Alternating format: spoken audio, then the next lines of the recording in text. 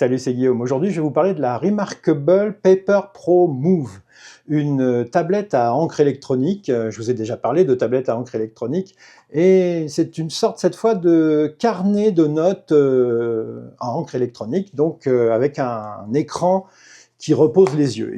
Comme d'habitude, Remarkable a le créneau de la machine à penser sans distraction, puisque on vous parle d'absence de notification. C'est un système complètement sans Android, sans iOS, sans donc notification ou chose perturbante. Quand vous recevez un email, il n'apparaît pas tout de suite avec ding, un cling qui vous déconcentre dans votre réflexion. Donc c'est une machine à penser. Plus déconnecté donc que tout ce qui est Books ou VWoods, ViWoods, j'imagine qu'on dit en anglais, pour des tablettes qui sont Android. Celle-là tourne sous une version spéciale de Linux. Commençons par la regarder déjà de l'extérieur. Je l'enlève de sa coque. Voilà. Voilà à quoi elle ressemble. Donc sur la tranche est, vous voyez, il y a pas beaucoup de choses à dire. Vous avez on-off. Là, il y a un bouton on-off. Et non, je pense qu'il est net là. Et là, vous avez le port USB-C. Puis c'est tout. Il n'y a pas de bouton de volume, pas d'autres boutons, pas de reconnaissance d'empreinte. Il n'y a rien, il n'y a pas de haut-parleur. Non, c'est du simple. Avec donc par rapport aux autres Remarkable, vous avez ici une surface qui accroche les doigts, puisqu'on est censé le tenir comme ça, avec un stylet qui sert à écrire dessus. Remarkable donc met en avant l'écriture manuscrite, parce qu'ils disent que quand on écrit à la main, on est plus concentré dans ce qu'on fait, et ça fait fonctionner le cerveau d'une autre manière. Et il y a eu des études qui l'ont montré. Donc j'en avais déjà parlé dans mon essai de la Books Note R3. C'est quelque chose effectivement qui absorbe la concentration, le fait d'avoir la main qui bouge, par rapport au fait de taper sur un clavier virtuel ou un vrai clavier. Soit dit en passant, on ne peut pas brancher un vrai clavier, le Bluetooth, un clavier Bluetooth, on ne peut pas. Donc vous ne pouvez pas la poser comme ça ou comme ça, comme on peut faire avec un téléphone ou un iPad mini. Hein. Non, non, c'est vraiment quelque chose de simple. J'y reviendrai dans la conclusion, c'est simple pour un truc qui vaut environ 500 € quand même. Donc voilà pour le design, un design premium, vraiment quelque chose qu'on a bien en main, et avec la coque tient super bien, le stylet tient super bien aussi, ça c'est le stylet version luxe, le côté au-dessus là fait gomme. De l'autre côté, vous avez une pointe, ils donnent des pointes de rechange parce que en fait, la surface de Remarkable est vraiment la plus proche d'une sensation d'écriture sur papier. Je voulais absolument tester ça, parce que tout le monde le disait dans les tests, et c'est vrai que c'est quand même pas mal. Ça, c'est un des avantages, je vous donnerai le pour et le contre, je vais vous la présenter, et ensuite je vous donnerai le pour et le contre. Si on veut vérifier, c'est facile en fait, hein. Regardez, je rapproche du micro. Vous entendez le bruit? C'est quelque chose d'assez proche de l'écriture sur papier en fait. Hein. Et alors là, évidemment, l'inconvénient, c'est que si ça fait du bruit, c'est qu'il y a des forces de frottement. Et s'il y a des forces de frottement, c'est signe que ça use la mine. Et donc, il donne des mines de rechange, parce que en fait, ça use beaucoup plus qu'un écran tout lisse. Un écran d'iPad, par exemple, qui, lui, n'accroche pas beaucoup la pointe, du coup, qui donne moins l'impression d'être sur du papier, mais qui du coup use moins. L'Apple Pencil, j'ai jamais changé la pointe de mon Apple Pencil sur l'iPad mini que j'ai. Allez, on va regarder un peu ce qu'il y a dedans, et vous allez voir, c'est presque aussi simple que le design, j'ai failli me mettre une claque avec ce truc, que le design extérieur. Voilà, la tablette est allumée, et donc on a un écran d'un peu plus de 7 pouces, donc plus grand qu'un iPhone 17 Pro Max ou un Samsung S25 Ultra.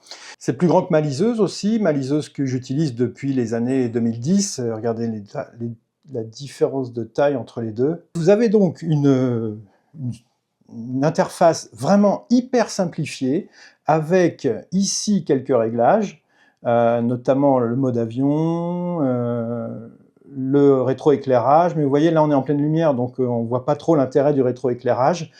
En basse lumière évidemment on le sent bien. Le contraste me paraît meilleur que ce que j'avais sur la Books Note R 3C, en couleur. C'est un écran couleur, hein, ça se voit pas, mais c'est un écran couleur, je vous montrerai après. Et on peut donc avoir ici quelques menus. Le système est en anglais, bizarrement, ils ne l'ont pas traduit, il est en bêta version en allemand.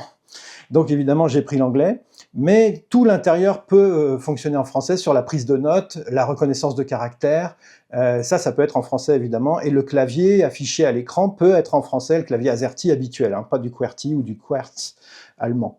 Donc on a ici pas mal de, enfin quelques réglages, les settings ici classiques, des choses habituelles. On peut régler le Wi-Fi, on peut régler le système pour exporter les notes vers le PC, vers l'ordinateur. On a toutes les fonctions de connexion, moyennant abonnement, je vous en reparlerai aussi. Et donc, en fait, quand on l'allume, on arrive sur cet écran-là, un écran, je vais enlever la tablette, la liseuse, un écran donc, que j'ai structuré parce qu'à la base, tout est en vrac sur l'écran de base. Vous faites une note, elle est là. Vous emportez un livre, il est là. Une BD, elle est là. Un manga, il est là. Tout est là. Un PDF à lire et à annoter, tout va être en vrac. Et donc, moi, ce que j'ai fait, je l'ai structuré. J'ai vu un tuto sur Internet, un tuto de My Deep Guide. Hein, c'est une chaîne YouTube, un gars qui est vraiment très bon. Le gars, il s'appelle Voya. Tout ce qu'il explique sur les Remarkable, sur les books, sur toutes les tablettes à encre électronique est vraiment bien fait. Cet écran est vraiment bon, je trouve. Vous voyez, le contraste est vraiment bon en bonne lumière. On n'est pas en plein soleil. En plein soleil, c'est nickel de chez nickel. Et pour lire chez moi avec une lumière normale, là, et tout de suite, il est éclairé par 2 lampes, mais pour lire chez moi en lumière normale, c'est vraiment un contraste intéressant pour un écran couleur, parce que d'habitude, les écrans couleurs ont un fond plus gris que les écrans noir et blanc. Donc, j'ai tout structuré avec d'un côté des notes et de l'autre côté des documents. Les notes, voilà. On peut faire des sous-répertoires. Là, pour l'instant, mes notes, j'en ai 3 qui sont là. Les documents, j'ai mis des livres, des BD, des modes d'emploi. On peut mettre des documents techniques. J'ai mis présentation, légale et autres. Hein, je vous dis, ça, c'est la façon d'organiser avec des chiffres pour que tout soit dans l'ordre, puisque j'ai sélectionné alphabetical, là. Ça permet d'avoir tout bien rangé au fur et à mesure. On n'est pas comme dans un système de prise de notes avec Obsidian, par exemple, le logiciel où on fonctionne avec la recherche et puis ça suffit, quoi. Ou OneNote peut fonctionner comme ça aussi. Là, on a un système très très structuré plutôt que en vrac. Alors, il y a une recherche quand même, hein, heureusement. On peut rechercher telle ou telle note, mais donc ça, c'est pré-organisé. Donc là, c'est hyper simple en fait, vous voyez, hein, on peut pas, il n'y a même pas d'icône du genre web, mail, non, c'est pas un objet connecté classique, parce que justement, il veut que vous soyez déconnecté pour réfléchir. Alors là, le système de notes, on va faire nouveau, je vous montre. Donc vous pouvez faire un nouveau notebook, carnet de notes, donc un nouveau folder, c'est un répertoire, ou quick sheet pour une note rapide. Bon, on va faire une note. Alors, vous avez des templates, donc des modèles de notes. Vous avez des modèles d'agenda, par exemple. Vous avez des modèles pour tout un tas de types de documents différents. Comme ça, votre truc, il est déjà structuré, vous n'avez plus qu'à le remplir. Bon, là, je vais prendre une page blanche. Je vais l'appeler Notebook 2, Create.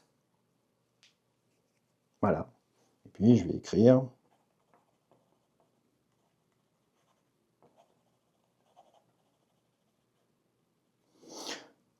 Mon M est mal fait.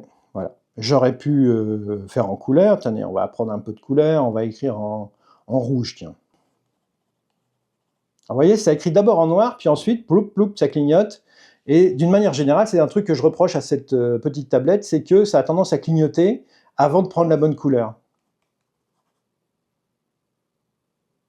Voilà, vous voyez? Voilà. Je vais prendre le bleu.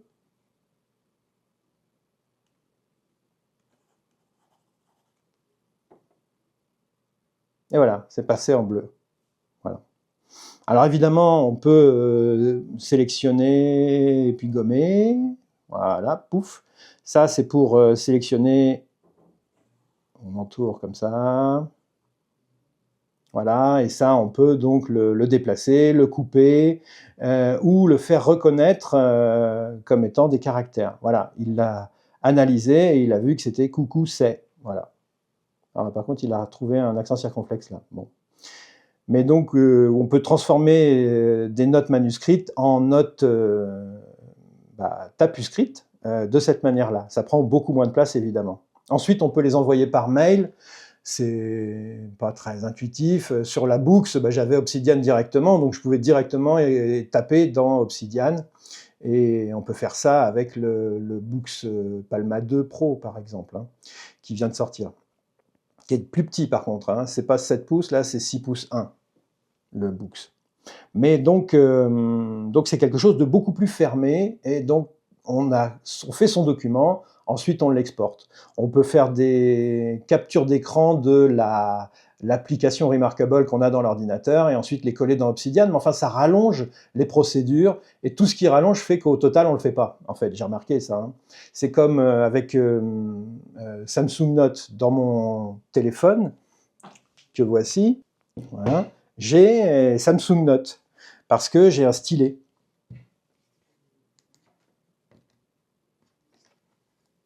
Voilà, un stylet de téléphone, alors que là, c'est un stylet de tablette. Le stylet de la Remarkable aurait gagné à être un peu plus petit, vu que la tablette est plus petite. Ça, c'est exactement le même stylet que celui de la Remarkable plein format. Et donc, en fait, le Samsung Note, je m'en sers pas, en fait, parce que c'est fastidieux quand on veut tout rassembler dans Obsidian ou OneNote. On peut importer, c'est sûr, mais ça fait un truc en plus à faire, et donc je le fais pas. Donc je préfère écrire directement dans Obsidian, qui est là. Voilà.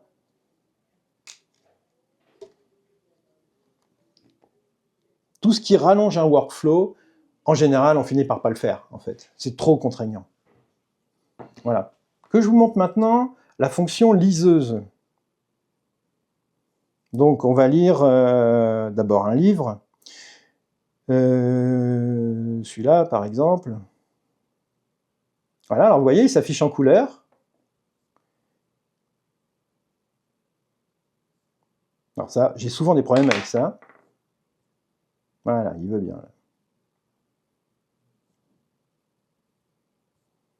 On peut annoter. Non, là. On peut annoter un livre. Mais bon, ça ne sert pas à grand-chose. On ne peut pas dire, allez, je vais entourer ça, et puis ça va me faire une sélection que je vais aller coller directement dans un logiciel de prise de notes. Non, ça ne marche pas, ça. Donc on peut faire undo. Voilà. Enfin, en tout cas, si ça marche, je n'ai pas trouvé comment. Le livre que vous voyez là, en fait, il a fallu que je l'avais dans l'appli Kobo que j'utilisais sur la Boox.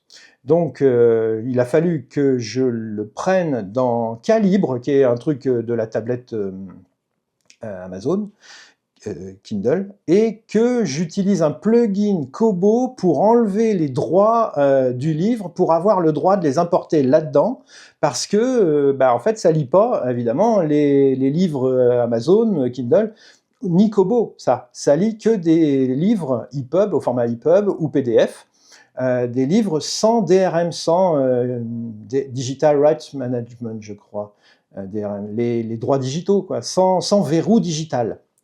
Donc, il faut enlever le verrou. Ensuite, il faut connecter la tablette en USB à l'ordinateur.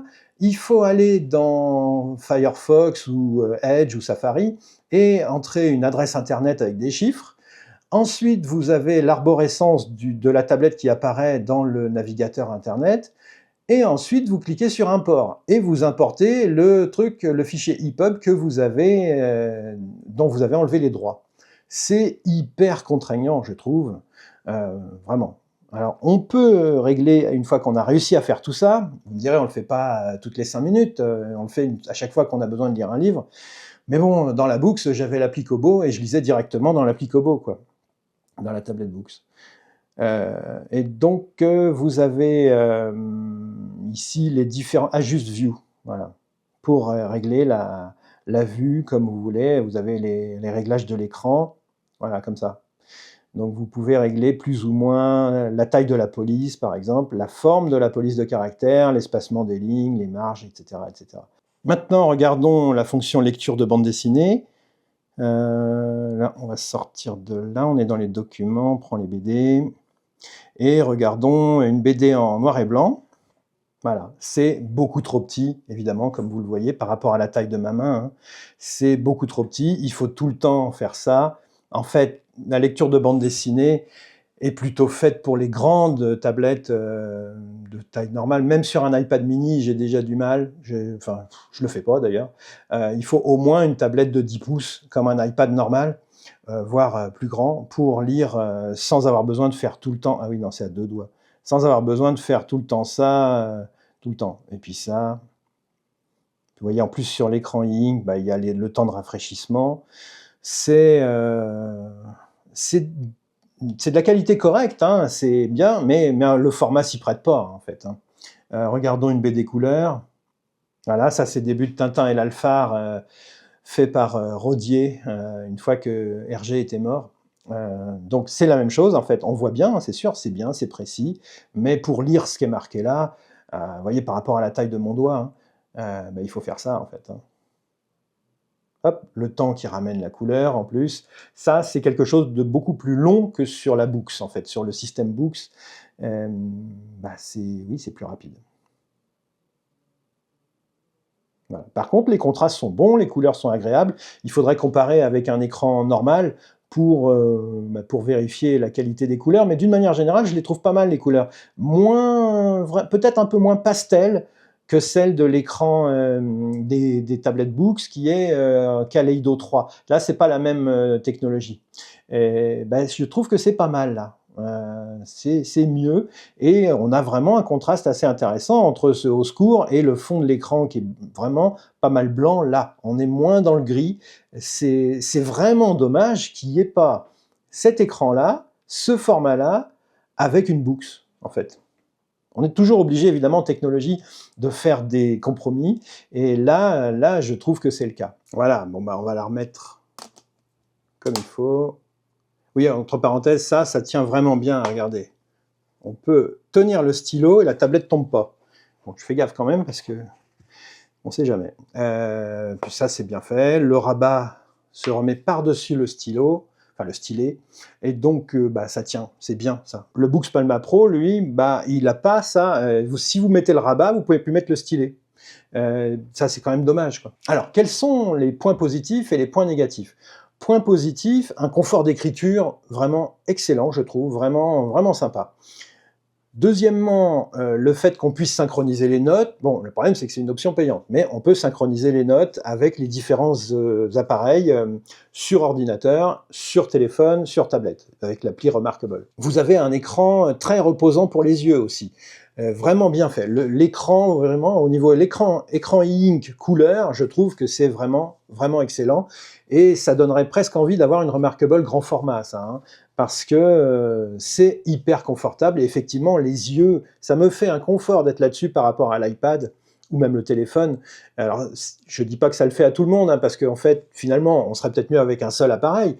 Mais moi, ça me repose tellement les yeux que je suis toujours à la recherche du meilleur appareil à encre électronique pour lire comme si j'étais sur papier, mais sans avoir de papier. Autre point positif, qui sera un point positif pour beaucoup, mais qui pour moi est un peu un point négatif, enfin, vous allez juger, c'est le côté déconnexion. Je la pose, tiens, avant de l'envoyer valdinguer. Le côté déconnexion et le côté simplissime de cet appareil, le fait qu'il soit centré sur sa tâche, qui est ses tâches, qui sont donc la prise de notes, la notation de documents et éventuellement la lecture, j'y reviendrai, c'est vraiment quelque chose d'utile dans notre époque actuelle, dans notre société actuelle, de pouvoir se brancher, s'absorber, mettre le téléphone en mode avion et s'absorber dans une tâche de réflexion. C'est donc vraiment une machine à réfléchir bien conçue, elle est faite pour ça. En même temps, on sent bien que c'est un argument de vente parce que ça leur permet de ne pas trop complexifier leur système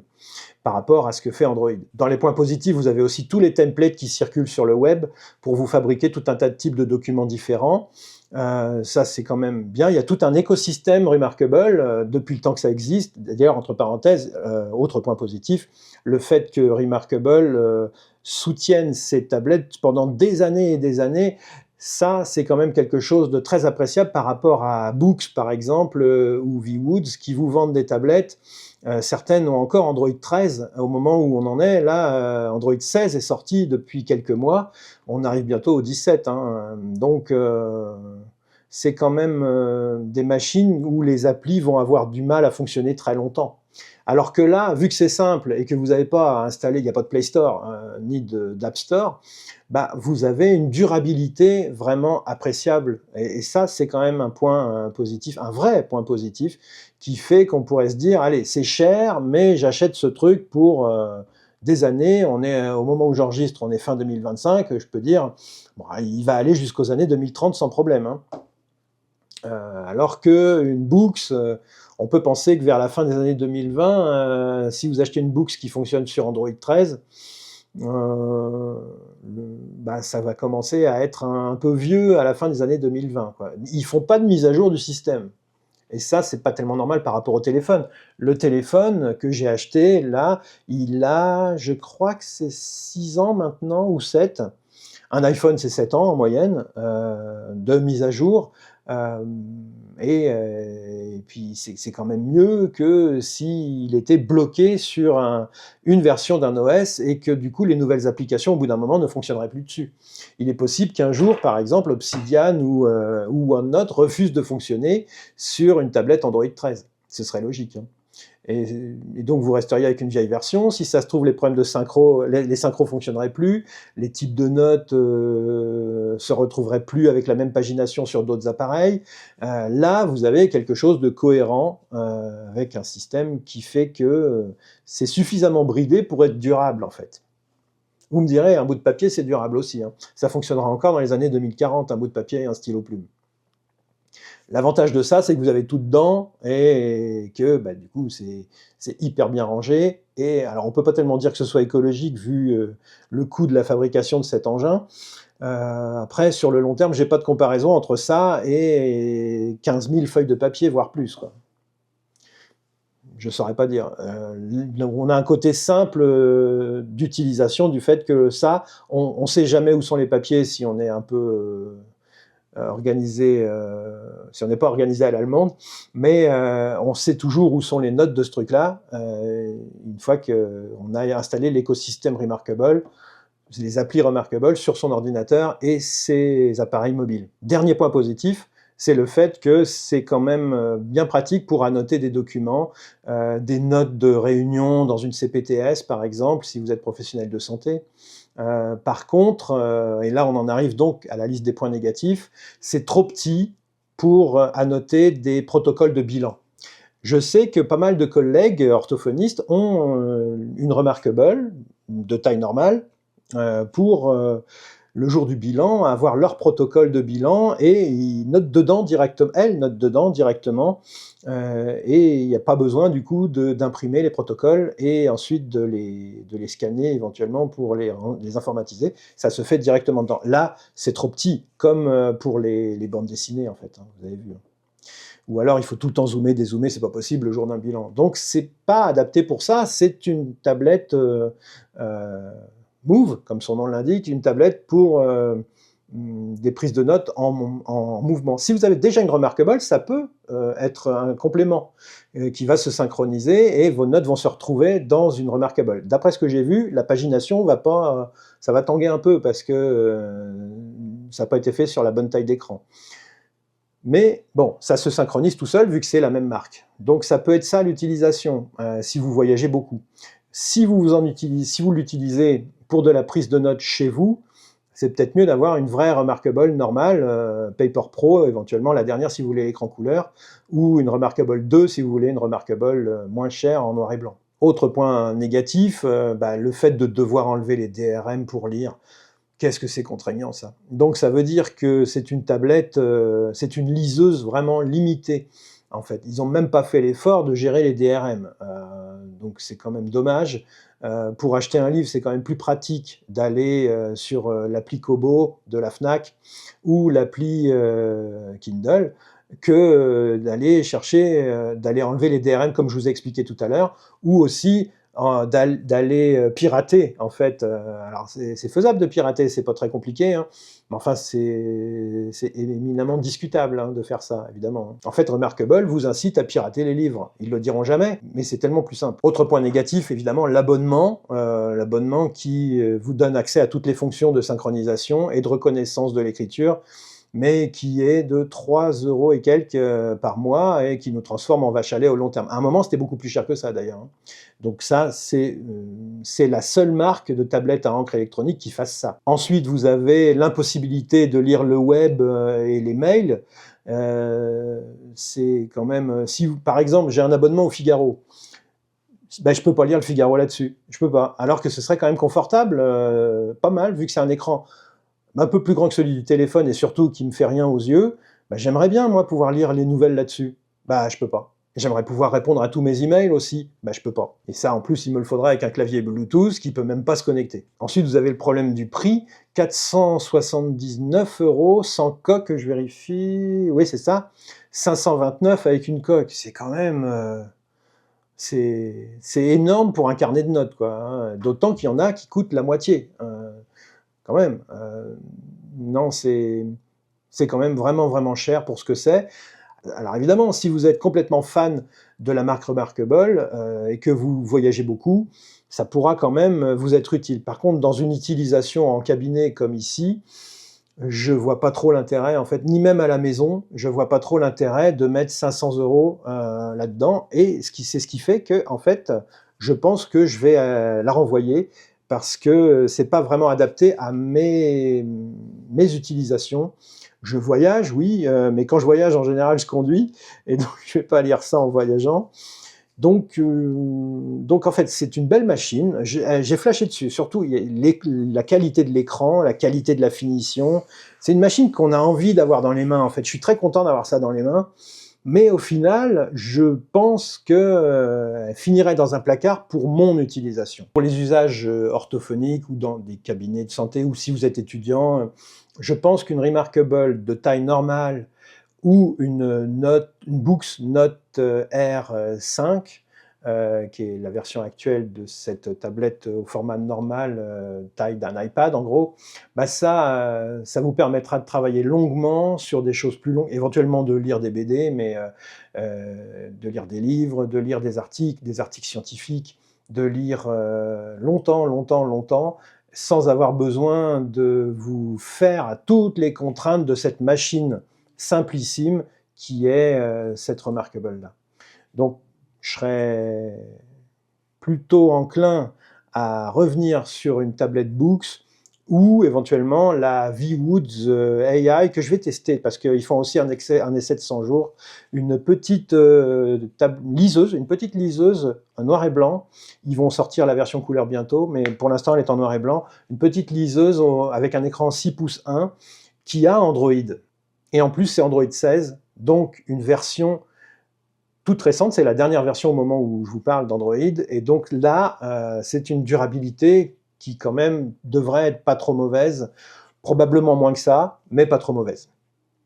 Allez, à la prochaine pour une autre vidéo.